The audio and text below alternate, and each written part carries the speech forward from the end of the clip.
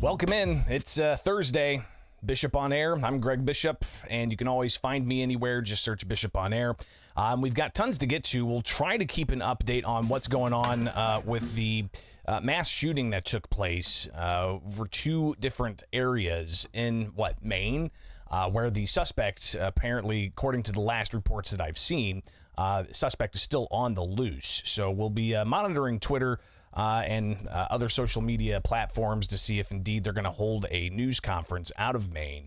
But some of the information is that Robert Card, being that suspect, a former U.S. Army Reserve firearms instructor, discharged for mental health purposes, actually reportedly did a stint 2 weeks worth in a mental health facility, which should have been grounds for authorities to investigate if indeed he had firearms and take those firearms for having a mental health hold of sorts. But a lot more detail is going to come out about that, whether or not it was voluntary or a mental health hold. We'll obviously hear tons more detail, but that's obviously going to be dominating a lot of the headlines, and we're already seeing the push by those who support gun control measures, saying that Maine should have things like a ban on semi-automatic firearms or have a gun purchase ID of sorts. Like Illinois, we have the firearm owner identification card. So you're already seeing some of the political narratives come out, even those on the gun rights side, saying that they're going to keep their firearms regardless of what level of mass shooting may be reported. So clearly there's a lot of things that are going to be happening in the next 24 to 48 hours. And we'll be doing what we can to bring you the latest. But obviously with the manhunt ongoing, and still it's a question of where they're going to find this suspect who has military training, where they're going to ultimately get the total number of those who were not just shot, but those who were killed, because I've seen numbers range from 16 to 20, with 80 plus that were shot in total, two different locations, and this all happening last night with the manhunt ongoing. And we'll see what we can make sense of with all of that unfolding throughout the morning. But we've got plenty to get to outside of that breaking and developing story, a national story. We're going to come back and talk about the attorneys for plaintiffs in Illinois filing a brief in the Southern District of Illinois courts to amend their measure looking to block the state's gun and magazine ban. So we'll get to that next here. It's Bishop on Air. I'm Greg Bishop on YouTube, Facebook, Twitter, X. Just find me anywhere.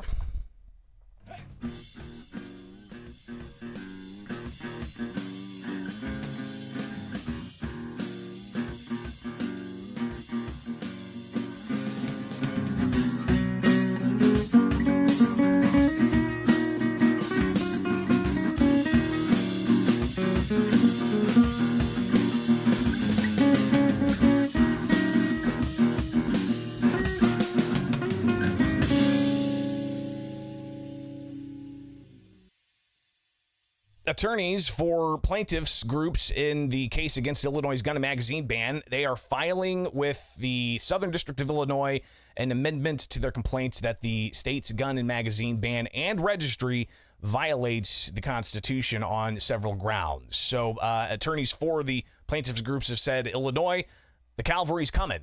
And that's a Twitter post that was made late yesterday.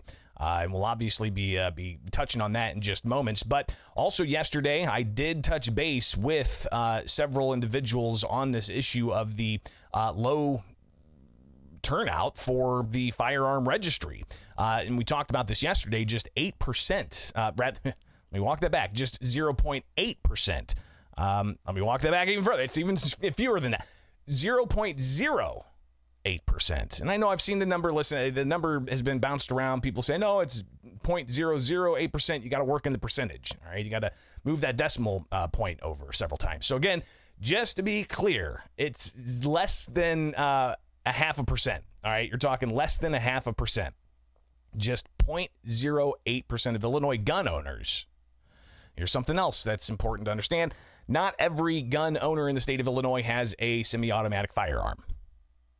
All right, but there's 2.4 million firearm owner identification card holders, And of that, around 2,000 or so have actually filed with state police to say that they have these banned firearms. So that's where you get that number. All right. It's not necessarily a full compliance rate. It's really just a way to say that just 0.08% of Illinois gun owners that are registered with the state as gun owners as a firearm owner identification card holder have actually registered banned firearms just in the first 3 weeks. So I got response from State Representative Blaine Wilhauer and State Representative Maura Hirschauer, both sides of the aisle here, both sides of the issues here, and here's what they had to say when it comes to how they feel about the low percentage of people who have applied for registering their firearms through state police, and whether or not there's going to have to be more of an effort to actually get the word out. So here are those two lawmakers, Blaine Wilhauer and Maura Hirschauer. I mean, the folks that own guns in the state of Illinois know that this initiative is unconstitutional, and I've been pretty clear all along that, non-compliance to something that's non-constitutional is an appropriate stance to take, and I think you're seeing that with gun owners across the state. Well, with any policy we pass in Illinois, education and public awareness is a critical component of that. I'm really impressed with the way that the Illinois State Police has been working with the public and also taking some time to make sure that the information they're putting out there is correct and clear. And I feel confident that we will get the word out to all Illinoisans and that we will safely follow the law that we passed. There's just a lot of uncertainty on what they're even supposed to do. They've, the governor certainly put the state police in a pretty tough situation. There's a lot of uncertainty. We can't get clear answers from the state police on any of these compliance issues. And what are they actually going to do to demand compliance on this? That's a pretty tricky situation for them, for sure. So pretty tricky situation as you've got more questions concerning just exactly how this is going to be enforced and really how it's going to be interpreted because there's still questions about the vagueness of this. So that's just some reaction to the low percentage turnout for those registering. Again, 0.08% of firearms owners have registered a banned firearm with state police 3 weeks into the registry. Now, the registry closes January 1st, and those who don't register and you're found out of compliance, if the law is not struck down by the courts, you could face a Class A misdemeanor or a second and subsequent offense, a Class 3 felony or greater. So obviously there's a deadline here fast approaching, but you've got lawsuits that were filed months ago in the Southern District and the Northern District, those competing districts with different opinions being put together in the 7th Circuit Court of Appeals. The 7th Circuit Court of Appeals still sitting on a possible ruling on the Second Amendment challenge of those consolidated cases in the 7th Circuit U.S. Court of Appeals. But if you remember several weeks ago, Thomas Magg, he took his case, the Langley case, put it back into the Southern District, and instead of arguing the Second Amendment charges out of the 7th Circuit in the Southern District of Illinois with Judge Stephen McGlynn, he argued vagueness. So that happened several weeks ago. We covered that. But now we've got another plaintiffs group for the federal firearms licensees of Illinois announcing that, yes, indeed, they are also going to be seeking further action in the Southern District because of this fast approaching deadline for people to register their firearms. So if you are on X and you're tracking the Second Amendment issues, I would definitely encourage you to go and follow Costas Morris. And he posted yesterday, attention Illinois residents, we've heard your concerns about the looming registration deadline. The cavalry's coming. We will be filing a motion to leave to amend our complaint momentarily. They filed that. He goes on to say, despite there being no 7th Circuit U.S. Appeals Court ruling yet, and despite the fact, regardless of who prevails there, the ruling will be appealed, either SCOTUS or en banc, Illinois insists on moving forward with its January 1st registration deadline. Thus, we are forced to amend our complaints to challenge registration specifically. Now, what's interesting is I thought maybe the challenge, and I'm not an attorney, I don't know the best legal strategies, so I'll leave it up to the attorneys, but the Fifth Amendment arguments are something that I thought was possibly going to come up. Maybe that's keeping the powder dry, so to speak. Maybe that's the attorney saying, hey, we'll pursue the Fifth Amendment argument because Thomas Magg does originally have that argument already filed. It's already briefed up. That's why he was able to bring the vagueness challenge as he did several weeks ago, saying it was already briefed up. So you have the Southern District of Illinois already dealing with a vagueness issue, but now federal firearms licensees of Illinois attorneys are pushing to have their original complaint amended. So they argued that registration's unconstitutional. The attorney here, Costas Morris, he says, we argue the registration's unconstitutional because it violates the Second Amendment. There's no historical tradition of registering common firearms. This specific registration requirement is also unconstitutional on due process grounds because it has vague myriad reasons the amended complaint discusses. Further, there's sufficient notice. Insufficient notice. And here I think is important to stop and pause on just a moment. Insufficient notice. Listen, not everybody follows the minutia of what's going on at the Illinois State House. I get paid to do that. My full-time job with the Center Square and Illinois Radio Network. That's what I do for a living. This right here, I mean, you're in my home right now. I've welcomed you into my home, so I'm doing this kind of just hanging out. It's early morning. I'm used to getting up early, reading the news, having some coffee and my green powder drink with a wonderful Bishop on Air glass, by the way. Got stickers. All right, we're going to figure out something. I know some people out there got the patches, and some of you even the patches got lost in the mail, which is bizarre. I'll have to share that story. So anyways, talk about that. Totally off topic. But let's get back to it because specifically, the attorney says that those rules, they're not being conveyed properly. And there's really insufficient notice. And I think that's important. Yesterday, I asked a lot of you if you've received any written communication from Illinois State Police by mail as to you being a firearm owner identification card holder. Have you been noticed by mail that you have to register these firearms or face criminal penalties? Now, I'll have to dig through the actual text of the law. I don't think it's required that happens, that Illinois State Police does that, but you would think common courtesy would be to notify law-abiding citizens by mail, specifically addressed to them, that they have to register. So I asked Illinois State Police yesterday if they plan on doing that or if they have done that. Have not heard back. Reached somebody, they said they'll get back to me, but I have yet to hear back as to if indeed they have sent out or are going to send out these official notices. So insufficient notice, I think, is one of the arguments here that the attorney's making. Goes on to say the law passed at the beginning of the year, but we only got the Illinois police rules implementing registration in mid-September. Those rules failed to clarify the vagueness issue in the underlying law. Many people in Illinois probably don't know about the registration requirements, or if they are aware of it, they may not know that what must be registered isn't limited to complete firearms. The law applies to various parts and even individual 50 caliber BMG cartridges. This confusion may be part of the reason exceedingly few people have registered thus far, in addition to others not complying on principle. So Judge McGlynn, Stephen McGlynn, he's going to be busy here. The attorney goes on to say that if the court grants leave to amend, and we expect it will, because it's going to the Southern District again, not in the Seventh Circuit. The attorney says that we will bring a new motion for preliminary injunction to Judge McGlynn. Our hope is to have the court either declare registration unconstitutional and enjoin it, or at least order the deadline delayed for now until litigation on the core ban is complete. So clearly, there's a strategy here, and it's a multi-pronged strategy. As we've heard, you've got cases from the Southern District that were all combined, cases in the Northern District that were separate, but after different rulings where the Southern District enjoined the law from being enforced, Northern District upheld the law. You had the Seventh Circuit Court of Appeals smash those together, consolidate those cases, hear that case on June 28th. They haven't issued a ruling yet. That's on the Second Amendment grounds. Now we've got the deadline approaching for the registration, and you've got concerns being raised and filings being made, and indeed that filing was made yesterday by the federal firearms licensees of Illinois. Plaintiffs on behalf of various gun stores and individuals and so on.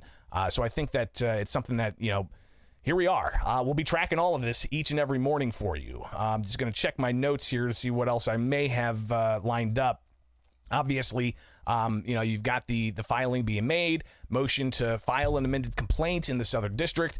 we'll watch what happens. But I did do just an overview of all the other cases that we've been tracking so far, and not much other movements in the 7th Circuit, of course, still waiting, and even in the Southern District for the Langley case that Thomas Magg had, still waiting on a ruling there. But it's McGlynn in the Southern District that's also now being asked to allow for an amended complaint from the federal firearms licensees that were part of this original consolidated caseload in the Southern District that McGlynn already has issued a preliminary injunction on. There's a lot there. Hopefully it makes some sense. I know sometimes when I'm watching YouTube videos, I kick it on to double speed, but you might actually have to slow it down a little bit, maybe at 0.75, just to try to keep up with all that's going on there. So plenty to tackle. Obviously, we're going to be busy following all of this. Like, subscribe, follow. I'm Greg Bishop, live here on YouTube each and every weekday morning. Around 7:30ish, 7:35 or so, we go live, but we also clip things out, and you can follow along. Just search Bishop on Air, okay? Bishop on Air. Make it happen.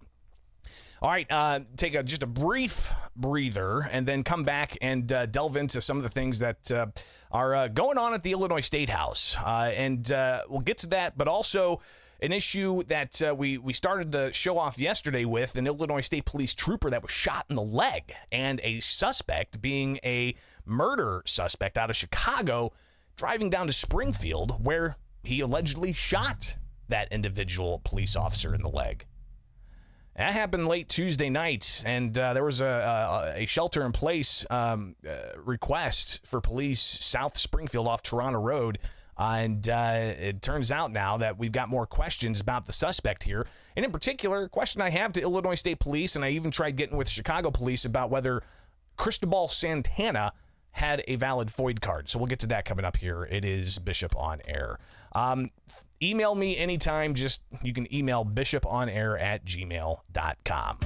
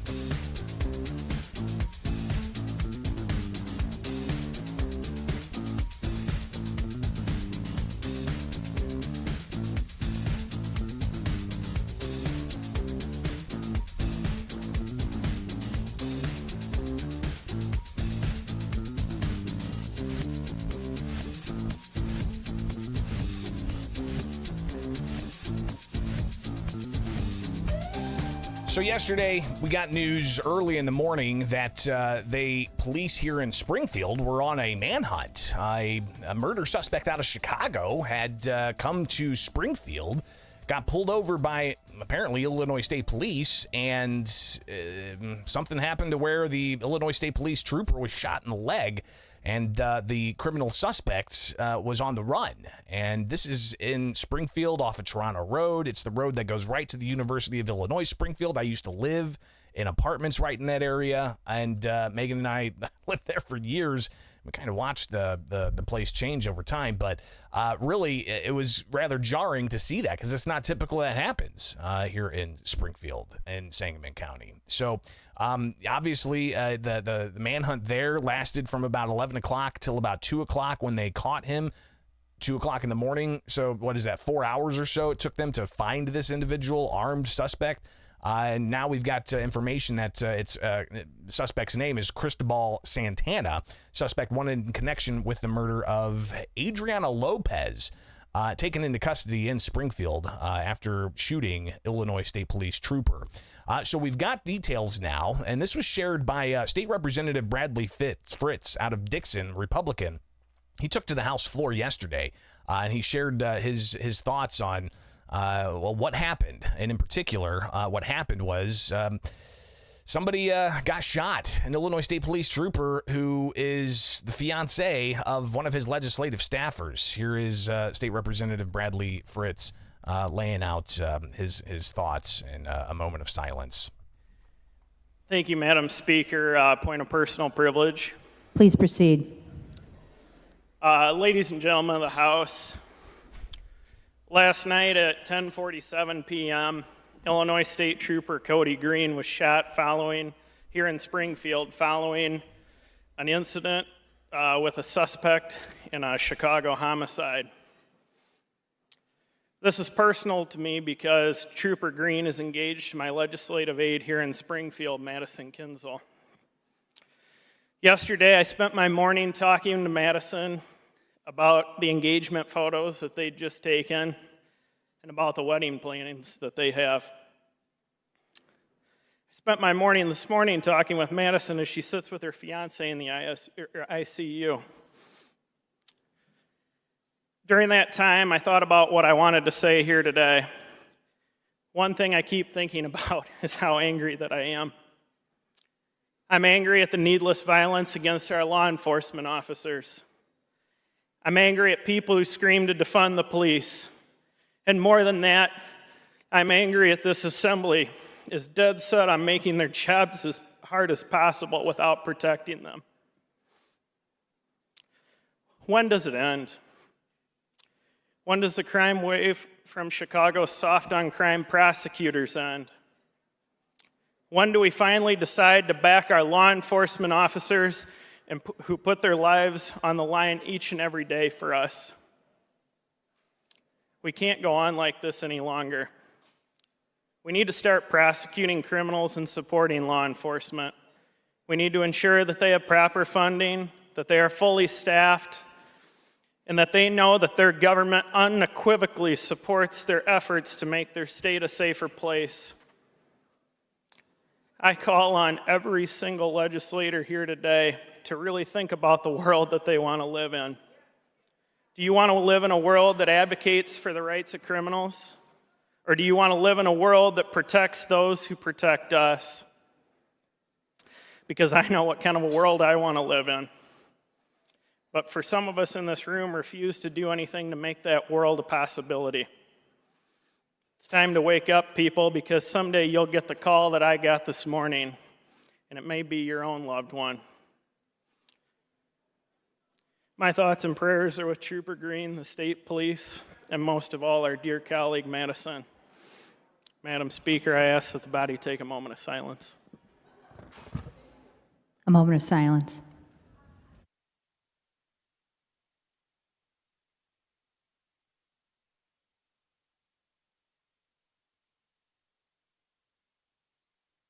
Thank you, Representative Fritz. So, interesting message there. The state representative taking time yesterday on the House floor to address that issue. And we've already got people making political hay out of it. Not just, the state representative there, but saying that the legislature, he's upset that they have not been kind to law enforcement, that they take away tools law enforcement have, that they seem to shift support away from law enforcement, according to State Representative Fritz. But you've got, I'm sure, on the other side, Democrats who would likely push back on that sentiment. But regardless, you have others also making political hay, including a group that yesterday used this situation as a way to push for an order of protection law to require police to take firearms away from subjects that are facing domestic violence orders of protection. So the network advocating against domestic violence released a statement saying that they grieve for the family and friends of Adriana Lopez, the murdered individual that Cristobal Santana is accused of killing before they came down to Springfield from Chicago and ended up shooting a Illinois State Police trooper. But the statement goes on from the network advocating against domestic violence. They pushed forward this idea of having a order of protection bill to require police to confiscate firearms from somebody. They say that last year Chicago saw 36 firearm involved domestic violence homicides and 79 nonviolent domestic violence shootings. When domestic violence survivors go to the courts to get an order of protection, we must ensure that protection works, especially when a firearm is involved. In this case, they say, for Adriana Lopez, that failed. While we are still learning the specifics of this case, we again urge the Illinois General Assembly to pass legislation like Karina's bill to help clarify and strengthen the law around firearms and orders of protection. The heart-wrenching murder of Adriana Lopez is yet another devastating reminder of our collective failure to protect domestic violence survivors from firearms. We must act now. Big question here is, obviously, you've got the issue of firearm owners' identification cards in Illinois. It's required for somebody to legally purchase and possess firearms and ammunition. So police know that they have a FOID card, and criminals don't. Criminals don't have a FOID card. The stories you hear regularly of a 14-year-old with a gun holding somebody up in Chicago and going around from place to place doing that. Obviously, that 14-year-old does not have a FOID card. Does Cristobal Santana have a FOID card? Would the measure that this network against domestic violence is proposing that would essentially require police to confiscate firearms from somebody facing domestic orders of protection, it's obviously a question that is going to be in front of the legislature. The House already passed one version of it. They're off today, and they passed that during spring session, but they're off today. They canceled today's veto session day. The Senate's back in, not expecting much action, but still, you've got this proposal for orders of protection to lead to required police confiscation of firearms.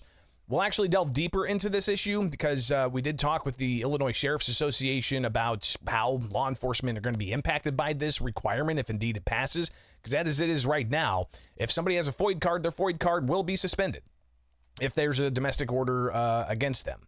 And again, domestic orders don't necessarily have that due process element.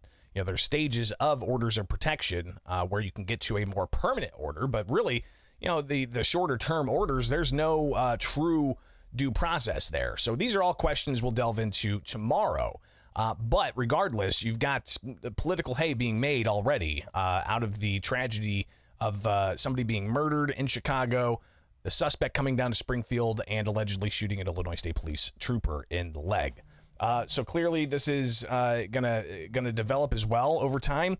And Karina's bill, if indeed that does move forward, how that's going to look and what law enforcement concerns are. But I still have yet to hear back from Illinois State Police if Santana had a FOID card, because they're pointing to this particular incident as why we need this law. Well, this incident would only be relevant if indeed Cristobal Santana had a FOID card. So that'll be something else that we update you on as well. So clearly a lot of things happening there. But coming back, we got to talk about, I guess, the lack of legislative action and some spirited debates about a bill that only impacts 200 people and a variety of other things. Yesterday was the last day this week of the House fall veto session for this week. They've got 3 days scheduled in November, but the Senate's back in today. So we'll take a look at all of that coming up. I'm Greg Bishop. It's Bishop on Air. Thanks for hanging out. We've got more coming up. All right, stay tuned. Hey!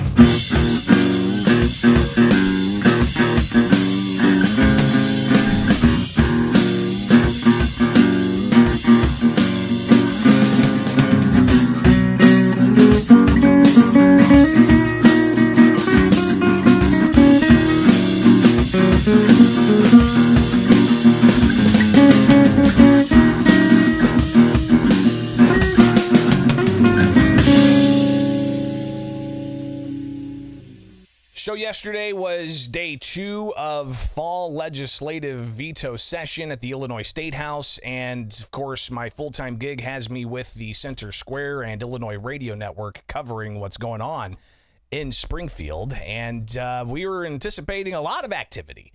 Didn't really see too much of that, at least when it comes to substantive measures that were being considered and ultimately passed. One thing that we have seen time and again is families that are showing up with their children, and these families are benefiting from the Invest in Kids School Scholarship Program, and they are showing up and having their voice heard. Here's just some of the kids that were chanting. That deafened me. I'm sure it deafened you as well. But obviously that was something that was heard in the halls of Springfield Capitol, where I was able to see some of these kids and their passion for their scholarship.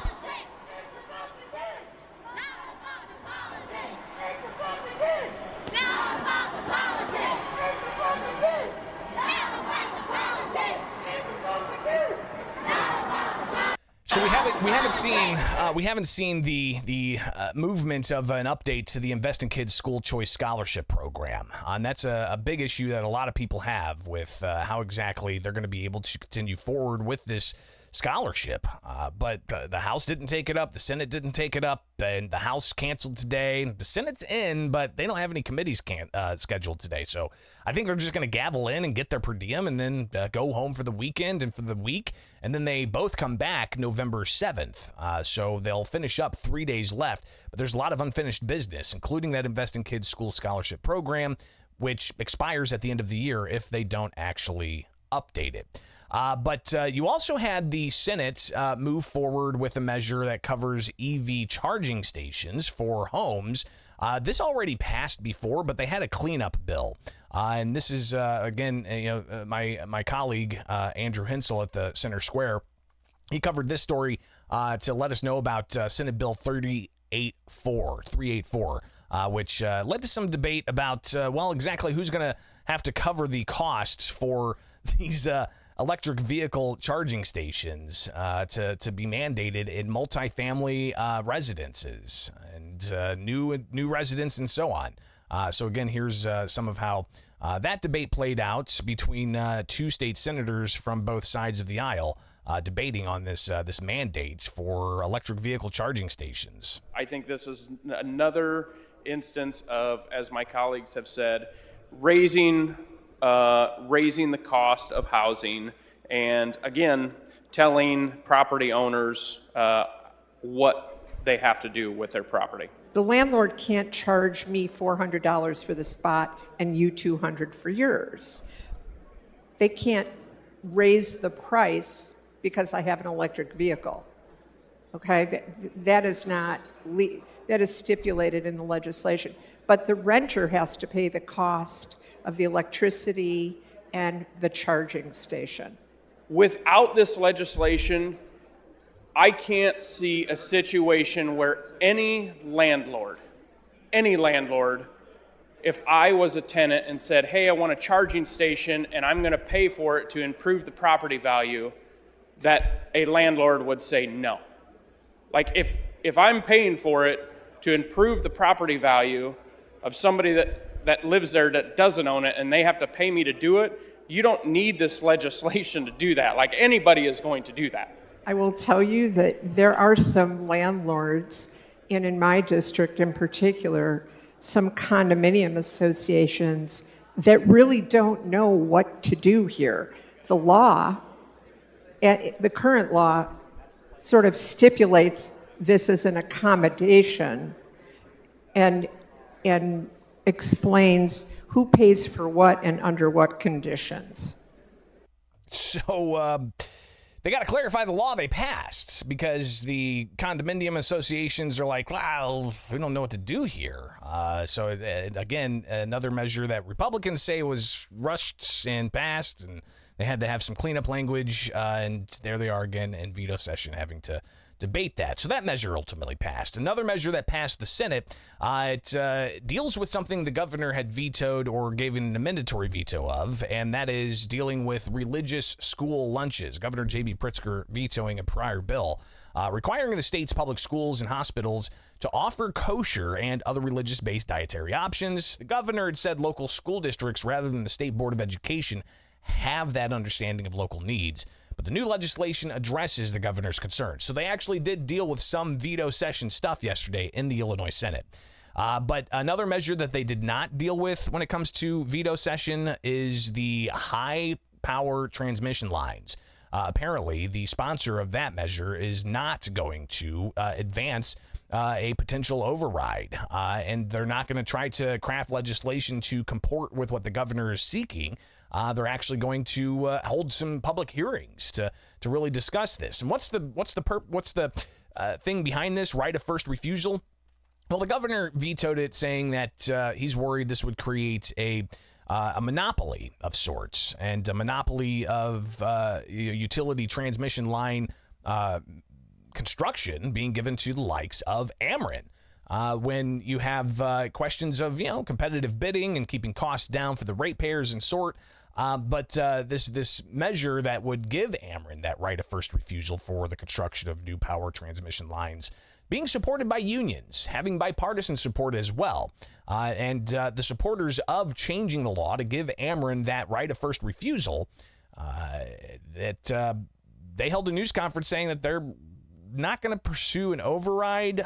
They're going to instead have some public hearings of sorts. Here is a couple of the supporters, including the state representative legislative sponsor. Members of the other Illinois labor unions who work on these transmission projects live here, are active in their communities, and contribute to the Illinois economy. The out-of-state utilities that are attempting to gain access to these projects will not use Illinois union labor. The absence of ROFR in Illinois could pave the way for private income-driven companies to monopolize the transmission assets without any regulatory oversight from the state. This scenario raises concerns about the lack of control Illinois regulators would have over the private entities, potentially resulting in inflated costs being passed onto the ratepayers. We're not going to carry or try to override the veto, the mandatory veto on House Bill 3445. We're going to go and educate members and legislators. There was an argument that this thing was done in the dark, which it wasn't, but the process is the process. We're going to open that door. We're going to put subject matters out in the spring. We're going to work through this in the spring legislature to convince legislators, the governor's office, the ratepayers, the community on what right of first refusal actually is and the policy. And when they hear that, they're going, I believe, agree with us that this is the right step for Illinois.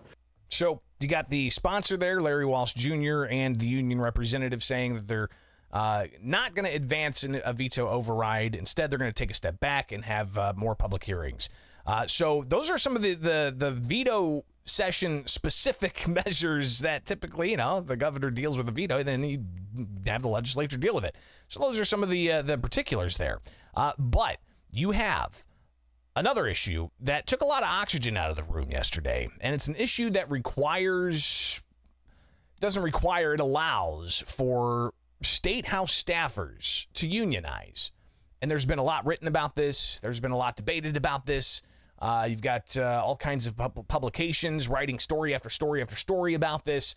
And the contention between the Illinois House Speaker, Emanuel Chris Welch, and those who were wanting to create a union, especially considering that the state just approved a constitutional amendment to Illinois' Constitution, giving the right of collective bargaining space in the Constitution.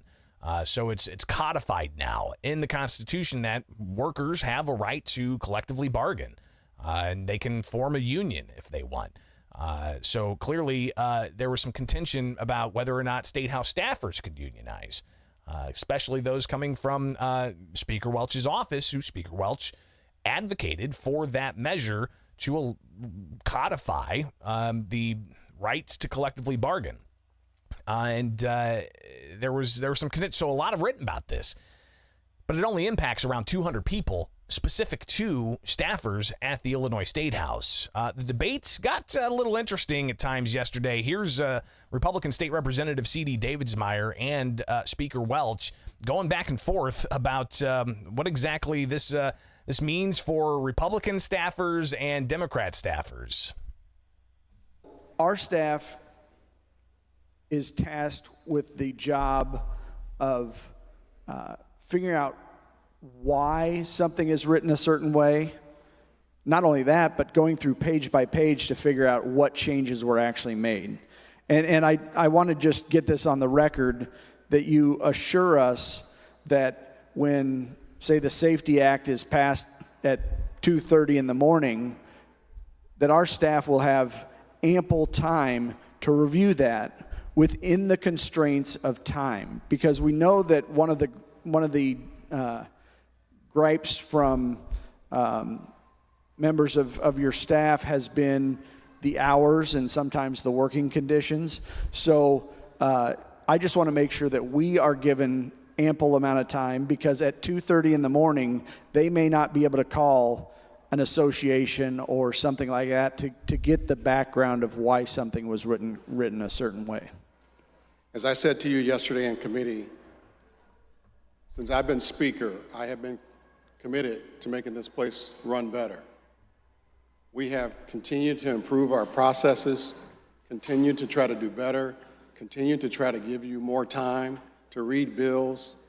We were very intentional about doing our budget different than we've ever done it before.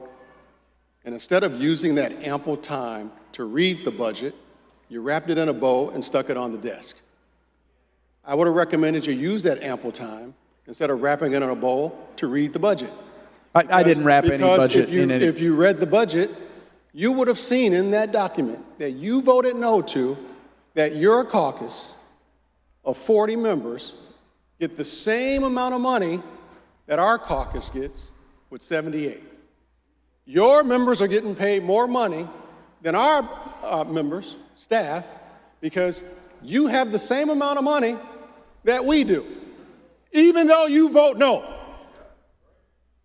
Don't talk to me about fairness. We're here trying to do something better for our staff. But what is really wrong here is that your staff makes more than my staff and you don't even vote for the budget. Think about what's wrong with that. Think about what's wrong with that.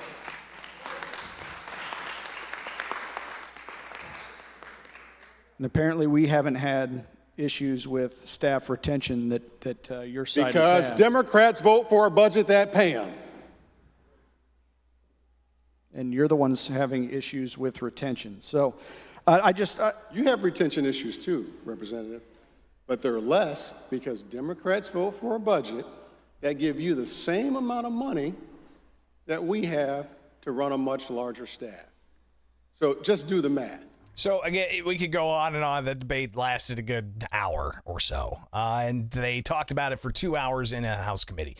It only impacts about 200 people. Of course, Janice v. AFSCME, landmark U.S. Supreme Court case that started from Illinois, really did deal with public employee unions and says that you cannot be forced into a public employee union. So interesting to see how that will work with all of this. Of course, the House passed it. It's got to go to the Senate and be talked about in committee and then passed there. While it only impacts 200 people, I think Davidsmeyer did make an interesting point there about the issue of, making sure that we're not out at 2 o'clock in the morning with legislation getting ready to pass final passage and not having consideration for the staffers to actually do proper research and to get reaction from the stakeholders at, 1:30 in the morning before it finally passes. So clearly there's some concerns there that does impact a lot more than just 200 people. Just the functionality of the State House, which is always fascinating because being on the ground covering it, they do things in the last minute, which really kind of concerns me actually because 3 days next session week, which is not next week, it's the week following. So November 7th, they come back for the final 3 days of legislative session. I imagine it's going to be rather chaotic, especially with the issue of the Invest in Kids program. And if you heard some of that debate there on the floor, you heard, again, some of the kids off in the background, very faint in the background, chanting. They want their scholarship to be restored. So clearly that's going to be another major issue. They did not deal with it this week. I don't think that the Senate's going to deal with it either.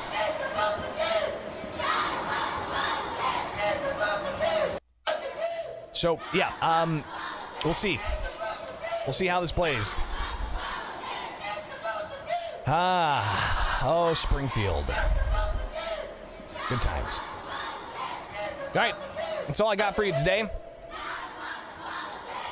We'll be back tomorrow. Of course, you'll hear a lot more throughout the day on that breaking story overnight of a mass shooting incident that has really captured the nation's attention, and how that's going to be politicized over the next 24 to 48 hours. Obviously, you've got victims, 20 some odd victims, 80 plus people shot. It's not a pretty situation. And last I saw, since going live, suspect's still on the loose. So we'll be watching for updates there. All right, guys, have yourself a great rest of the Thursday. Hold those close to you that you love. Watch for your exits. And we'll see you back here tomorrow. It is Bishop on Air. Follow me anywhere. Just search Bishop on Air.